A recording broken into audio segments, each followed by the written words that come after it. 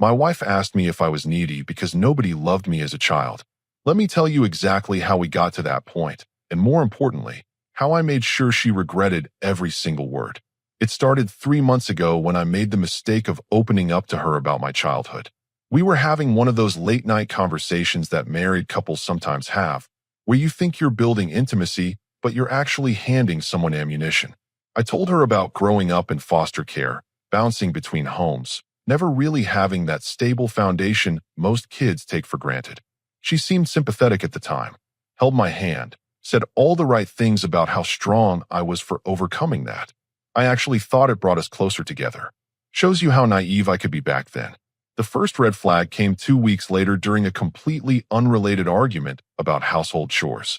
I had asked her to help with the dishes since I had been working late every night that week. Instead of just saying yes or no like a normal person, she looked at me with this cold smile and said, "Oh, you need me to take care of you? Is this because you never had a mother figure to do it?" I was so shocked by the comment that I just stared at her. She had taken something deeply personal and weaponized it over dirty dishes. But instead of addressing it head on, I made my second mistake. I let it slide, told myself she was just stressed, that she didn't mean it the way it sounded. That silence was my green light to her. She had found my weakness, and she was going to exploit it. The attacks became more frequent and more calculated. When I would ask her to spend time together on weekends, she would say things like, "Not everyone needs constant validation to feel secure." When I mentioned feeling disconnected from her emotionally, she would respond with, "Maybe you should work on your abandonment issues instead of making them my problem." Each comment was surgically precise, designed to hit exactly where it would hurt most. She had studied my vulnerabilities like a strategist planning a war. And for weeks, I kept taking it because I thought that's what love looked like. I thought I was being understanding, being patient. But patience has its limits, and understanding doesn't mean being someone's emotional punching bag. The worst part wasn't even the comments themselves. It was how she delivered them with this smug satisfaction, like she was teaching me some kind of lesson. Like my childhood trauma was something I deserved to be punished for.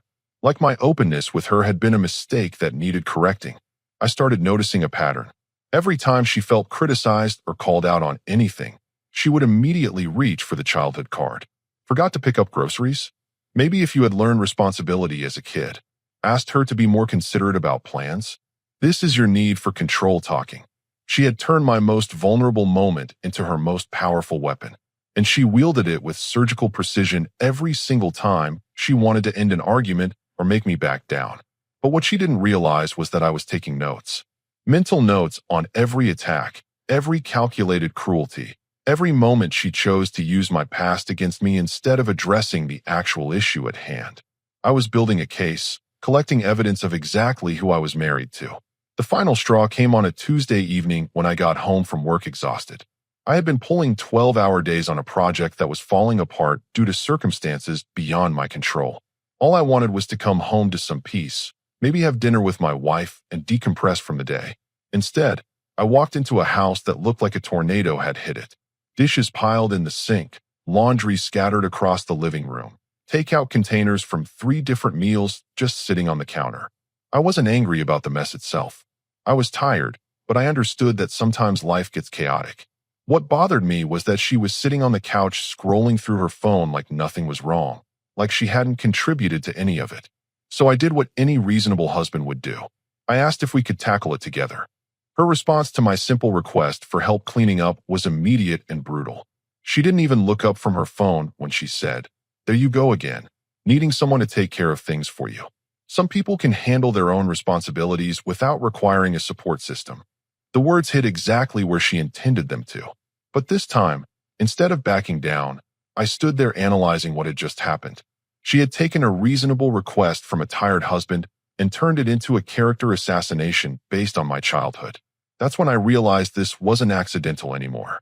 This was deliberate psychological warfare.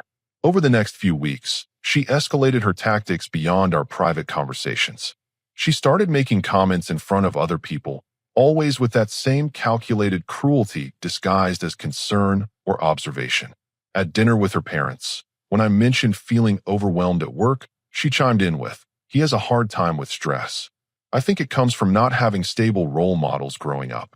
Her mother gave me this pitying look that made my skin crawl. Her father just nodded like she had made some profound psychological insight. The following weekend at a barbecue with friends, I was telling a story about a coworker who had been particularly difficult to deal with. Before I could finish, she interrupted with, "You always take things so personally. It's probably because you never learned healthy relationship boundaries as a child." Everyone got quiet and uncomfortable. I could see them processing this information, filing it away, looking at me differently. She was systematically destroying my reputation and my relationships by broadcasting my most private struggles as explanations for every normal human emotion I expressed. Tired? Childhood trauma. Frustrated? Abandonment issues. Wanting to spend time with my wife? Neediness from not being loved enough as a kid. The most insidious part was how she presented it. Never with obvious malice. Always with this fake concern that made it impossible to call out directly without looking defensive or unstable. She had perfected the art of public humiliation disguised as psychological analysis. But she made one crucial miscalculation. She assumed I would keep accepting it because I had been accepting it. She thought my silence meant submission, that my patience meant weakness. She confused my love for her with fear of confrontation. The truth was, I had been documenting every single attack, every public humiliation, every moment she chose cruelty over compassion.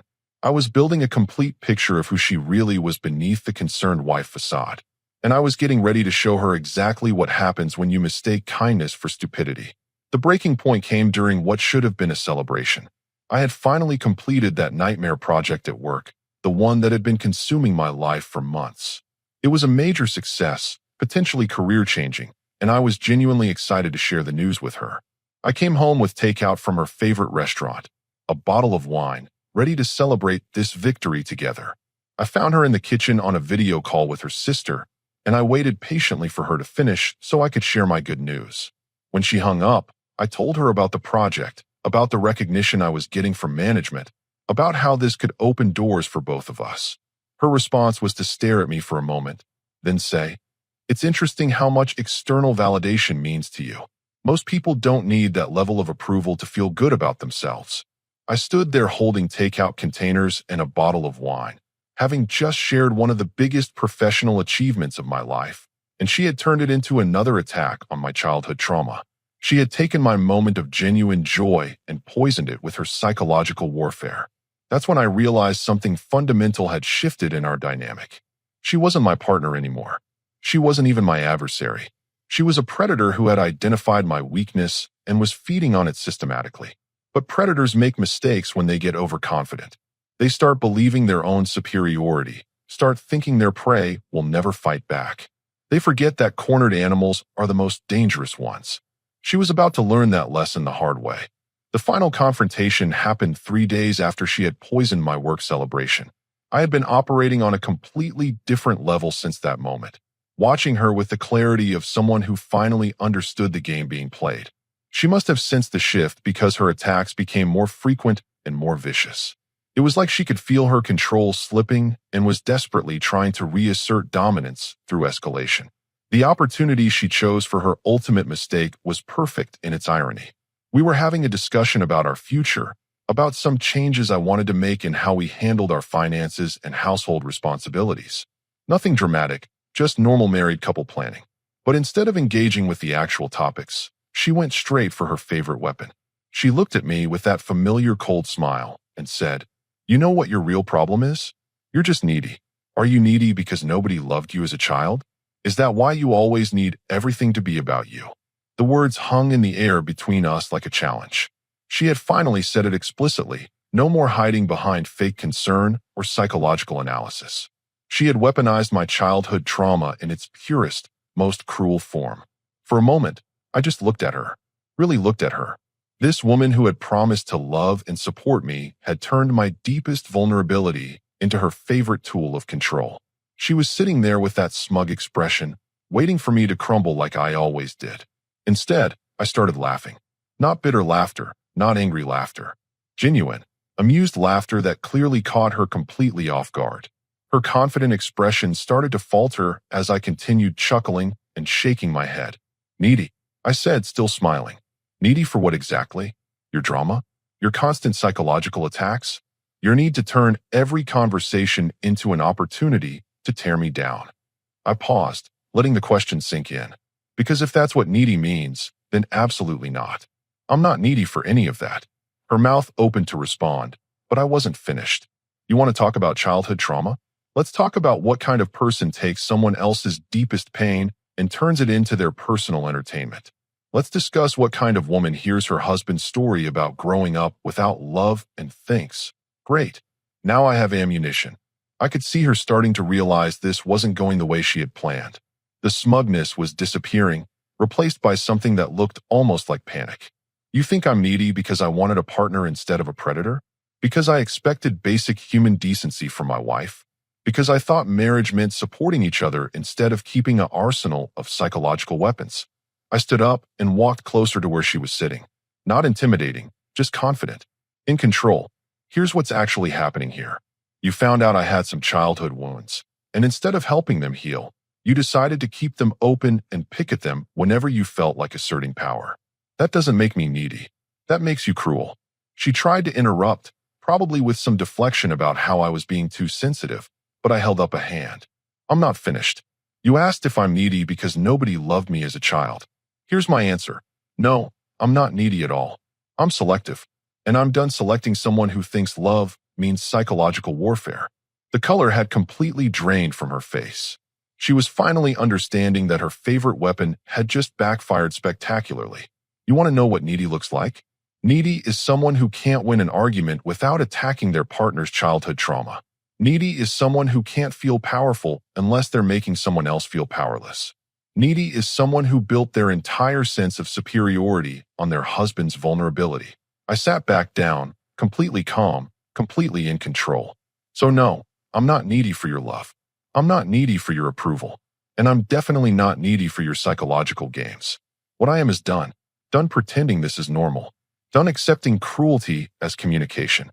Done being your emotional punching bag. She was staring at me like she was seeing a completely different person. Which, in a way, she was. The man who used to absorb her attacks and apologize for existing was gone. In his place was someone who had finally recognized her tactics for what they were and refused to play along anymore. From now on, we're going to have a very different kind of relationship. One where you treat me with basic human respect, or you don't have a relationship with me at all. Your choice. The silence that followed was absolute. She had spent months conditioning me to crumble at her attacks, and instead I had completely dismantled her entire strategy in under 5 minutes.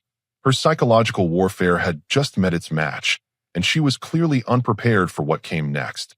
The aftermath of my response was immediate and revealing. She sat there in stunned silence for about 30 seconds, processing the fact that her most reliable weapon had not only failed, but had been turned against her completely. Then came the predictable cycle of manipulation tactics that people like her always use when their primary strategy fails. First was the fake confusion approach.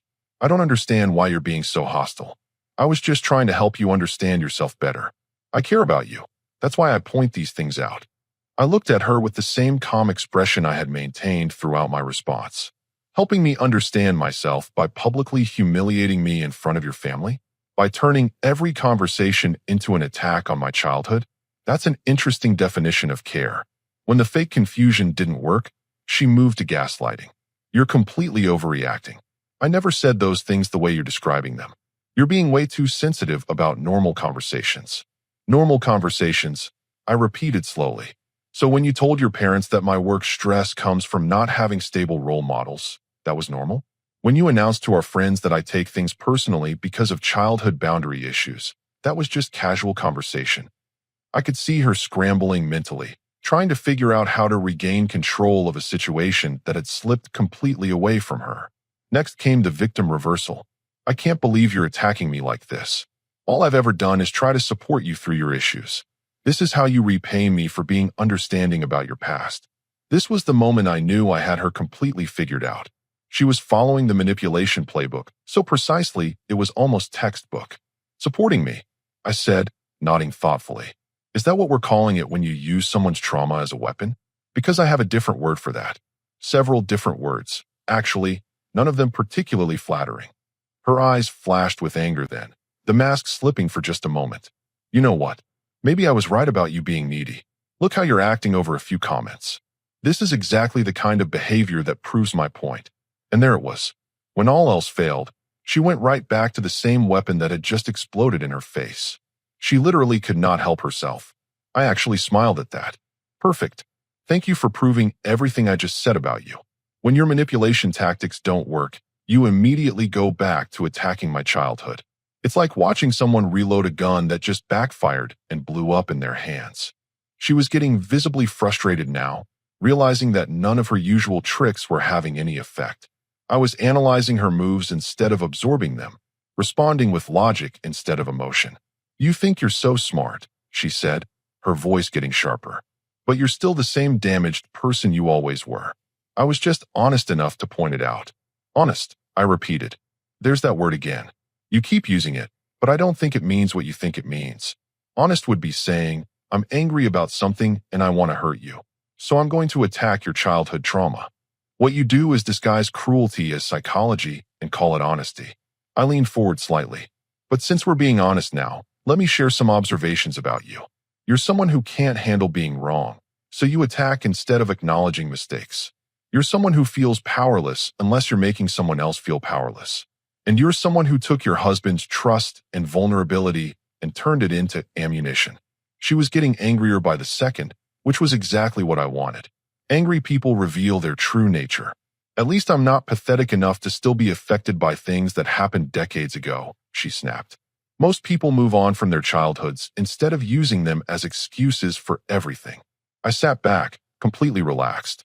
And there's the real you. No more fake concern. No more psychological analysis disguised as help. Just pure cruelty. Thank you for finally being honest about who you really are. The look on her face was priceless. She had just revealed exactly what I had been saying about her, in real time, with her own words. You want to know the difference between us? I continued. My childhood experiences taught me what real love and support look like, because I learned what they don't look like. Your behavior taught me what manipulation and emotional abuse look like. The difference is, I learned from my experiences to become a better person. You learned from yours to become a predator. She opened her mouth to respond, but I wasn't finished establishing the new dynamic. From this moment forward, every conversation we have will be recorded or witnessed. Every interaction will be documented. Not because I'm paranoid, but because you've proven that you can't be trusted to have honest discussions without resorting to psychological warfare. Her face went pale at that. The idea of losing her ability to gaslight and manipulate in private clearly terrified her. And if you ever, and I mean ever, try to use my childhood against me again, this marriage will be over that same day. Not after counseling, not after discussion, not after giving you another chance. Over. Immediately. Final. I stood up and looked down at her. The person you've been attacking and manipulating for months is gone. In his place is someone who knows exactly who you are and exactly what you're capable of. The question now is whether you're capable of being someone worth staying married to. The power dynamic had completely reversed, and we both knew it. The days following our confrontation were fascinating to watch. She went through every stage of loss you could imagine, except what she was losing wasn't a person, it was her power over me. First came the testing phase. She clearly thought my ultimatum was just another emotional outburst that would fade with time. So she tried subtle versions of her old tactics to see if I was serious. During breakfast 2 days later, she made a comment about how I was overthinking a work situation. The old me would have absorbed that as valid criticism. The new me looked at her directly and said, "Are you attempting to psychoanalyze me right now?" The way she immediately backtracked was almost comical. No, I was just making conversation. Good, because we discussed what happens if you go back to that behavior. She got very quiet after that. Next came the love bombing phase. Suddenly, she was the most attentive wife in the world, making my favorite meals, suggesting activities we used to enjoy together, being physically affectionate in ways she hadn't been in months. But here's what she didn't understand. You can't rebuild trust through gestures when the foundation has been revealed to be completely rotten. Every kind act felt calculated because I now knew what she was capable of when kindness didn't serve her purposes. When the love bombing didn't work, she moved to recruitment tactics. She started having conversations with her friends and family about our rough patch. carefully framing herself as the victim of my sudden unreasonable behavior. I know this because her sister called me directly. She says you've been really harsh with her lately, her sister said. She's worried about you. Thinks maybe you're having some kind of breakdown. I had been expecting this. Did she mention the part where she's been using my childhood trauma as a weapon for months? Or did she skip that detail in her victim narrative? The silence on the other end told me everything I needed to know. She had painted herself as the concerned wife dealing with an unstable husband, completely omitting her role in creating the instability. I think there might be some miscommunication here, her sister said carefully. There's no miscommunication. There's documentation. Would you like me to send you examples of her using my personal vulnerabilities against me in public settings? Because I have them. That conversation ended very quickly. But the most revealing phase was when she realized none of her usual tactics were working and she escalated to threats. You know what? She said during dinner one evening. Maybe we should just separate if you're going to be this difficult. Maybe you need space to work on your issues without taking them out on me. I set down my fork and looked at her calmly. Are you threatening me with divorce? I'm not threatening anything. I'm just saying that if you can't handle being in a normal relationship without creating all this drama, maybe you're not ready for marriage. This was her nuclear option. She was betting that the fear of abandonment she had spent months exploiting would make me backtrack and apologize for standing up to her. Instead, I reached for my phone and opened the voice recorder app, setting it between us on the table. Please repeat what you just said about divorce. For the record, her face went white. Why are you recording this? Because you just threatened to leave me for refusing to accept psychological abuse. I want to make sure I have your exact words in case this becomes relevant later. She stared at the phone like it was a weapon pointed at her. Which, in a way, it was. The weapon of accountability. Turn that off. You're being ridiculous. I'm being thorough. You said maybe we should separate because I won't let you attack my childhood anymore. You said maybe I'm not ready for marriage because I established boundaries. Do you stand by those statements? She didn't answer, but her silence was answer enough. Here's what's actually happening. I continued, the phone still recording. You're threatening divorce because your favorite manipulation tactic stopped working. You're trying to use my fear of abandonment to force me back into accepting abuse. And you're doing it while framing yourself as the victim of my difficult behavior. I picked up the phone and stopped the recording. This goes in the documentation file along with everything else. Keep making threats if you want. Keep trying to manipulate me if you want. But understand that every attempt is being recorded and will be used to establish a pattern if we end up in divorce court. The look of panic on her face was unmistakable. She had just realized that her threats had no power over me anymore.